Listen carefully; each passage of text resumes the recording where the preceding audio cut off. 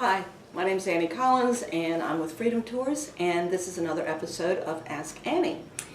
And it must be that time of the year again because people are starting to think about their spring breaks and family vacations. And the thing that pops in my mind, number one, when it comes to family vacations, the leader in the industry is Disney. It's an awesome experience, and there's lots and lots and lots of ways to do it. And so I have one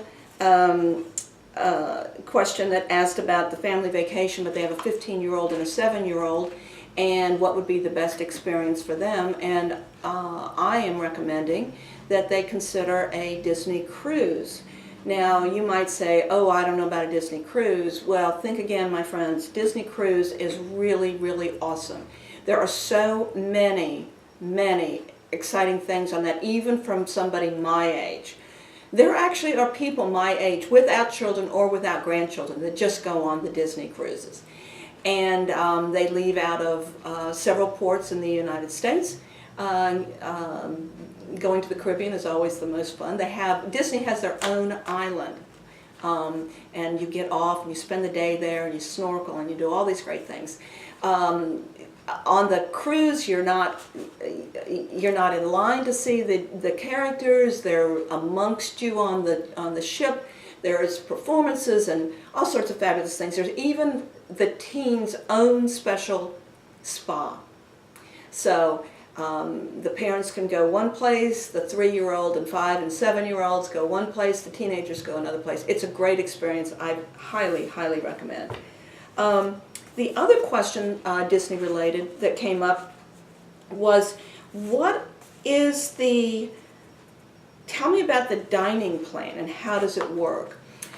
Well, the dining plan is for the Disney land property, Disney World, and people don't know this, but you have to have it. You can't get the dining plan unless you're staying on the Disney property, on one of the accommodations on property. And you want to do that for several reasons, not just for the dining plan, but because when you build that whole package, you have convenience, you have transportation, you can buy your tickets together, and you really get the best value if you do it that way.